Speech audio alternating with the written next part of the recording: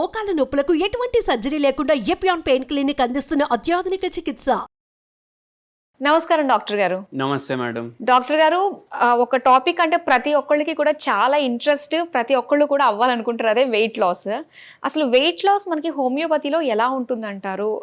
ఏ విధంగా వాళ్ళు తగ్గచ్చు, ఎన్ని మంత్స్లో వాళ్ళు కోరుకున్న రిజల్ట్కి వాళ్ళు రావచ్చు అంటారు? ఇప్పుడు ఎవరిదైనా ఇంట్లో ఒక 2 నెలల తర్వాత పెళ్ళి ఉందనుకోండి, అంటే వాళ్ళ చుట్టాలనో ఎవరిలోనో పెళ్ళి ఉంది, ఇప్పుడు పోయి వీళ్ళు వాళ్ళ ఇంట్లో ఒక 5-6 రోజులు ఉండాలి, హెల్ప్ చేయాలి, పని చేయాలి.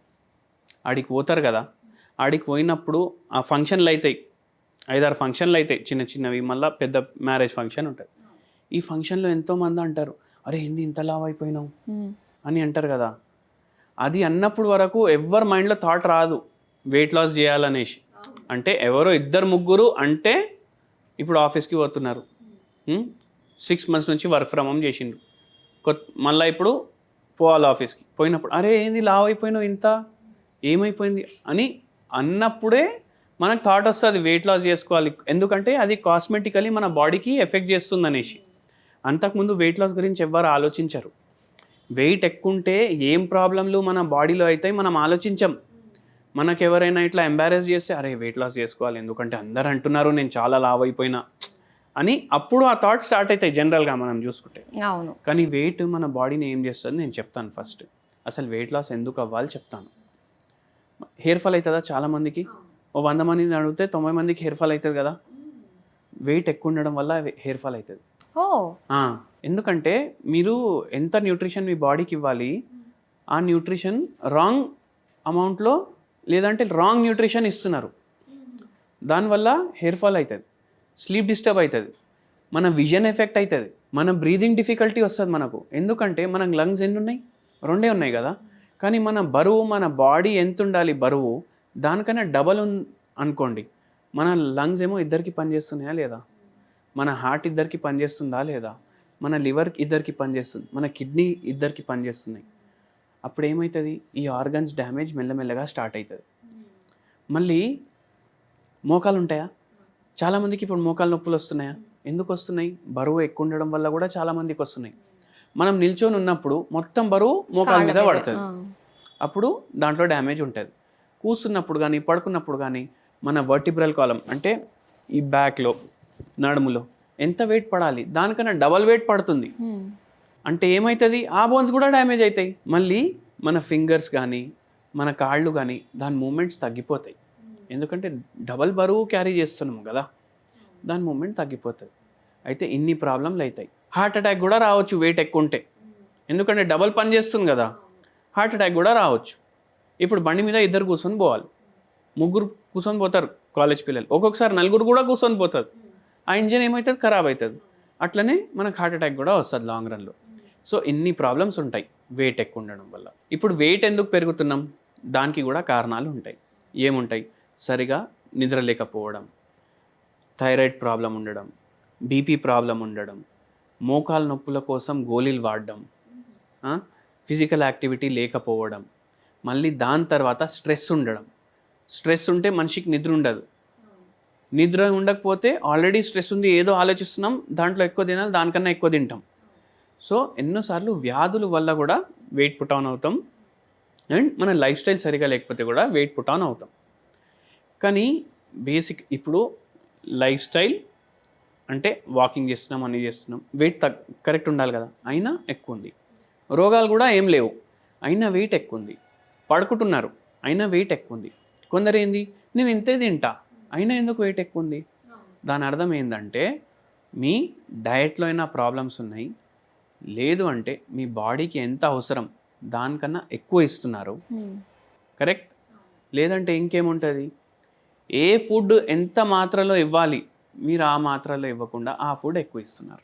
అంటే ఇది జెనెటికల్ గా కూడా వస్తుంది అంటారా? వీళ్ళు మేము లావు ఉన్నాం, మా పిల్లలు కూడా అందుకే ఇలా ఉన్నారు అని చెప్పేసి ఉన్నారు కదా. అంటారు. ఇప్పుడు అందరికీ వెయిట్ ఎక్కువనే ఉంది కదా ఒక దాంట్లో చూసుకుంటే. ఇప్పుడు నాకు కూడా జర ఎక్కువ అవుతుంది వెయిట్ ఒక్కొక్కసారి, మళ్ళీ నేను కాన్సన్ట్రేట్ చేస్తాను, దానికి హోమియోపతి మెడిసిన్స్ తీసుకుంటా, డయట్ కంట్రోల్ చేస్తా, మళ్ళీ తగ్గుతుంది. ఇప్పుడు మోకాలు నొప్పి పేషెంట్ ప్రతి ఇంట్లో ఒకరు ఉన్నారా? ఉంటారు. షుగర్ వ్యాధి పేషెంట్ ప్రతి ఇంట్లో ఒకరు ఉన్నారా? బీపీ వ్యాధి అయితే 2-3 ఉంటారు ఒక ఇంట్లో. దాని అర్థం ఏంది, అందరు వెయిట్ సరిగా లేదు. ఎందుకు లేదు?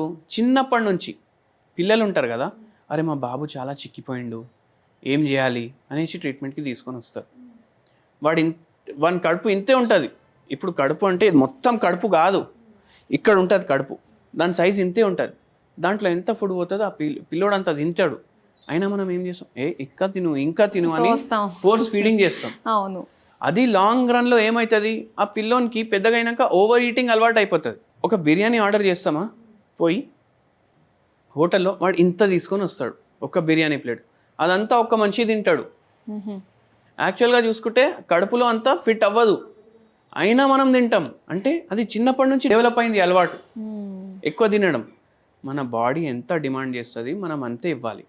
మీ పిల్లలు లావ్ అవుతలేరు అనేసి టెన్షన్ పడకండి. మీ పిల్లలు యాక్టివ్ ఉన్నారా లేదా చూసుకోండి. హైట్ కరెక్ట్గా పెరుగుతున్నారా, ఆర్గన్స్ కరెక్ట్గా పనిచేస్తున్నాయా లేదా, ఇంటెలెక్ట్ కరెక్ట్గా ఉందా, అది చూసుకుంటే చాలు. సో అది ఫోర్స్ ఫీడింగ్ పిల్లలకి అవాయిడ్ చేయాలి. ఎందుకంటే తర్వాత వాళ్ళు ఎట్లయినా లావ్ అవుతారు. కొందరు ఏమంటారు, అరే నేను లావ్ అవుతానే లేను. లావ్ అయిన తర్వాత తగ్గడం చాలా కష్టం, లావ్ అవ్వడం చాలా ఈజీ. అయితే ఇది మనం మైండ్లో పెట్టుకోవాలి. అయితే న్యూట్రిషన్ చాలా మేజర్ రోల్ ప్లే చేస్తుంది. ఎట్లా, ఇప్పుడు మనం ఫుడ్ తింటాం కదా, ఏ ఫుడ్లో అయినా 3 ఇంపార్టెంట్ మ్యాక్రోన్యూట్రియంట్స్ ఉంటాయి. మ్యాక్రోన్యూట్రియంట్స్ అంటే ఏంది, ప్రోటీన్స్, ఫ్యాట్స్, కార్బోహైడ్రేట్స్. కార్బోహైడ్రేట్స్ ఎప్పుడన్నా మనం తక్కువ మాత్రలో తినాలి. ఫ్యాట్స్ తింటే గుడ్ ఫ్యాట్స్ తినాలి, బ్యాడ్ ఫ్యాట్స్ ఎక్కువ తినొద్దు. ప్రోటీన్ మాత్రం చాలా ఎక్కువ ఉండాలి. ఇవి కాకుండా మెయిన్ ఇంపార్టెంట్ ఏంటంటే ఫైబర్ ఎక్కువ ఉండాలి మన డయట్లో. ఇప్పుడు ఫైబర్ దేంట్లోకి వెళ్ళి వస్తుంది, వెజిటేబుల్స్ ఉంటాయా, దాంట్లో ఫైబర్ ఎక్కువ ఉంటుంది. సో ఎక్కువ వెజిటేబుల్ కన్జ్యూమ్ చేయాలి. ఇప్పుడు మనం చపాతీలు తింటాం, వెయిట్ లాస్ అనేసి చపాతీలు తింటాం, రైస్ అవాయిడ్ చేస్తాం. కానీ ఒక దాంట్లో చూసుకుంటే రైస్లో ఎంత షుగర్ ఉంటుంది కదా, చపాతీలో కూడా అంతే ఉంటుంది షుగర్. అయినా మనం ఆ మిస్కన్సెప్షన్లో చపాతీలు తింటాం. ఓకే. మళ్ళీ ఫుడ్ తినేటప్పుడు మనం రైస్ కన్జ్యూమ్ చేస్తే మనం ఇంతే రైస్ తీసుకోవాలి, దాంట్లో ఫైబర్ ఎక్కువ యాడ్ చేయాలి కదా మనం. సో వెజిటేబుల్ క్వాంటిటీ ఎక్కువ తీసుకోవాలి. ఇప్పుడు మనకు బెండకాయ ఇష్టం అనుకోండి, ఏం చేస్తాం, దాన్ని డీప్ ఫ్రై చేస్తాం. డీప్ ఫ్రై చేసి దాన్ని చిప్స్ లాగా తయారు చేసుకుంటాం. ఇప్పుడు అది కలుపుకొని తింటే ఏమవుతుంది, మళ్ళీ ఫ్యాట్ అవుతుంది కదా, బ్యాడ్ ఫ్యాట్. ఆ తప్పు చేయొద్దు. ఎప్పుడైనా ఆయిల్ చాలా తక్కువ క్వాంటిటీలో వాడాలి. ఆయిల్ తక్కువ క్వాంటిటీలో వాడి వెజిటేబుల్స్ ప్రిపేర్ చేసుకోవాలి, కర్రీస్ ప్రిపేర్ చేసుకోవాలి. అట్లా చేసుకొని తినడం వల్ల మనకు వెయిట్ లూజ్ అవుతుంది. మన డయట్లో అందుకే ఫైబర్ ఎక్కువ ఉండాలి, అందుకే మనం ఎక్కువ వెజిటేబుల్స్ వాడాలి. ఓకే. అలానే కొంతమంది ఎవ్రీ 2 అవర్స్కి తింటూ ఉండాలి అని చెప్పేసి అంటూ ఉంటారు. కొంతమంది ఆకలి వేసినప్పుడు మాత్రమే తినండి అంటారు. ఏది కరెక్ట్ అంటారు అసలు? ఇప్పుడు మనకు నేను ఇచ్చిన ఎక్స్ప్లెనేషన్లో ఏం అర్థమైంది, మన బాడీకి ఎంత అవసరం దానికన్నా ఎక్కువ ఇస్తున్నాం కదా. అవును. సో ఆకలి వేస్తే తినాలి, 2 గంటలకి తినాలి, నైట్ టైం తినొద్దు, అవన్నీ ఏం మైండ్లో పెట్టుకోకండి. సింపుల్ ఫండా చెప్తాను నేను వెయిట్ లాస్ చేసుకోవడానికి. ఒకటి హోమియోపతి మెడిసిన్ వస్తుంది, ఫైటో లెక్క 0/9 పొటెన్సీ. రోజు 3 పూటలు 4 గోళీలు వేసుకోండి. మళ్ళీ దాంతోపాటు ఇప్పుడు వెయిట్ లాస్ ఇది హెల్ప్ చేస్తుంది. మళ్ళీ దాంతోపాటు మీరు ఏం చేయాలంటే 3 పూటలు మీరు తింటున్నారు కదా, దానికన్నా సగం తినాలి. ఓకే. మార్నింగ్ ఏమో 4 ఇడ్లీలు మీకు తినాలనిపిస్తుంది, ఫస్ట్ మైండ్ తోటి మాట్లాడుకోవాలి. సెల్ఫ్ టాకింగ్ చేస్తాం కదా మనం, అరే ఇప్పుడు ఈడికోవాలి, ఇప్పుడు ఆడికోవాలి. అందరం ఏం చేస్తాం, సెల్ఫ్ తోటే మాట్లాడుకుంటాం. అట్లనే సెల్ఫ్ టాకింగ్ చేయండి. ఏంది, ఎంత తింటావు, 4 ఇడ్లీలు అని ఆన్సర్ వస్తుంది, 2 ఇడ్లీలు తీసుకోవాలి. ఓకే. దాని తర్వాత ఆకలి అవుతుంది, ఎట్లయినా అవుతుంది ఆకలి. ఎందుకంటే ఇన్ని ఏండ్లు మనం 4 ఇడ్లీలు, 6 ఇడ్లీలు, 8 ఇడ్లీలు కూడా తినేటోళ్ళు ఉన్నారు. కానీ మనం 2 ఇడ్లీలు తినాలి, దాంతో ఆపేసేయాలి. ఓకే. మళ్ళీ మధ్యాహ్నం మీకు ఆకలి అయితేనే ఉంటుంది ఎట్లయినా. మధ్యాహ్నం మీకు రైస్ తినాలనిపిస్తుంది, ఇంత రైస్ తినాలనిపిస్తుంది, ఇంతే రైస్ తినాలి, దానికి సగం. ఇప్పుడు మీరు దాన్ని ఫైబర్ తోటి కాంపన్సేట్ చేస్తారంటే చేసుకోండి. ఎందుకంటే ఫైబర్లో క్యాలరీస్ తక్కువ ఉంటాయి, కార్బోహైడ్రేట్స్ తక్కువ ఉంటాయి, దాంతో మేనేజ్ చేసుకోండి. మళ్ళీ నైట్ టైం ఎంత తినాలనిపిస్తుంది దానికన్నా సగం. కానీ ఏం మైండ్లో పెట్టుకోండి అంటే నైట్ టైం మీరు తింటున్నారంటే మీ డయట్లో మిలెట్స్ ఎక్కువ ఉండేటట్టు చూసుకోండి. ఇప్పుడు చపాతీ తినాలనిపిస్తుంది, తినకండి, మీరు జొన్న రొట్టె తినండి. అట్లా తింటే మనం గ్రాడ్యువల్గా వెయిట్ లాస్ చేసుకుంటాం. కానీ ఒక్కొక్కసారి ఏమవుతుంది, వ్యాధుల వల్ల వెయిట్ లాస్ అవుతలేదు, లేదంటే నాకు ఎక్సర్సైజ్ చేయాలని అంటారు డాక్టర్లు కొందరికి, వాళ్ళు చేయలేకపోతారు ఎందుకంటే మోకాలు నొప్పులు ఉన్నాయి. సో అటువంటి వాళ్ళకి మన దగ్గర మనం ట్రీట్మెంట్ ఇస్తాం. అలానే కొంతమంది ఉంటారండి, ఇప్పుడు మీరు అన్నారు కదా మీరు తినేదానికంటే సగమే తినండి అని చెప్పేసి, కానీ వాళ్ళకి ఏంటంటే అలవాటు పడిపోయి ఉంటుంది కాబట్టి ఆకలి ఇంకా ఇంకా వేస్తూ ఉంటుంది. సో దాన్ని ఎలా కట్ చేయొచ్చు అంటారు? కొందరు కాదు, ఇప్పుడు నేను ఈ డైట్ చెప్పినా కదా, ఫస్ట్ డే అట్లా చేస్తే అందరికి ఆకలి అవుతుంది, సెకండ్ డేకి ఆ బాడీ ఏమో అలవాటు చేసుకోవడం స్టార్ట్ చేస్తుంది. మీకు హార్డ్లీ 3 to 4 days కష్టం ఉంటుంది, దాని తర్వాత ఆటోమేటికలీ బాడీ అలవాటు అయిపోతుంది. ఎందుకంటే ఇప్పుడు ఈ ఫ్యాట్ బర్నింగ్ కూడా స్టార్ట్ అయిపోయింది. ఓకే, సో అట్లా వాళ్ళు వెయిట్ లాస్ చేసుకోవచ్చు. ఓకే, ఏమన్నా ఈ వెయిట్ లాస్కి ఇంట్లో ఉండి చేసుకునే హోమ్ రెమెడీస్ ఏమైనా ఉన్నాయంటారా? ఇప్పుడు ఇంట్లో ఉండి చేసుకునే హోమ్ రెమెడీస్ అంటే మనం ఏం ఆలోచించాలంటే, ఇప్పుడు ఫ్యాట్ ఎక్కువ ఉంది బాడీలో, అది బర్న్ అవ్వాలి, ఇవి చేసుకుంటే ఇవి చేయాలి. ఇవి చేసుకోకుండా ఓన్లీ ఆ హోమ్ రెమెడీ తీసుకున్నాం అనుకోండి, ఏం వెయిట్ లాస్ కాదు, ఇంకా ఎక్కువ ఆకలి అవుతుంది. సో ఏం చేయాలంటే యాంటీ ఆక్సిడెంట్ రిచ్ ఫుడ్స్ తీసుకోవాలి. యాంటీ ఆక్సిడెంట్ రిచ్ ఫుడ్స్ ఏం హెల్ప్ చేస్తాయి? ఫ్యాట్ బర్నింగ్లో హెల్ప్ చేస్తాయి. సో అటువంటి ఏదైనా తీసుకోవాలి. ఏం తీసుకోవాలంటే, ఇప్పుడు మీరు గ్రీన్ టీ అయితే విన్నారు కదా, అవును, కానీ గ్రీన్ టీ అవసరం లేదు, ఇంకోటి కొత్తది చెప్తా, ఇంకా ఫాస్ట్గా వెయిట్ లాస్ అవుతుంది దాంతో. అది ఏంటంటే గ్రీన్ కాఫీ. ఓ, ఇప్పుడు గ్రీన్ టీ వస్తుంది కదా, అట్లా గ్రీన్ కాఫీ కూడా వస్తుంది.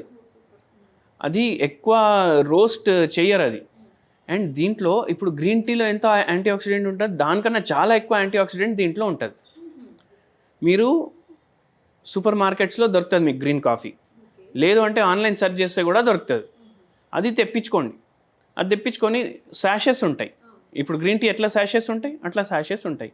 డైలీ ఒకటి తాగండి early morning without consuming anything. అయితే బాడీలో మెటబాలిజం ఫాస్ట్ అయిపోతుంది అండ్ వెయిట్ లాస్కి హెల్ప్ చేస్తుంది. ఇది నిజంగా చాలా మంది వెయిట్ చేస్తూ ఉన్నారు. మీరు చెప్పింది వాళ్ళకి కరెక్ట్గా యాప్ట్ అయిపోతుంది, ఇంక్లూడింగ్ మీ, నాకు కూడా.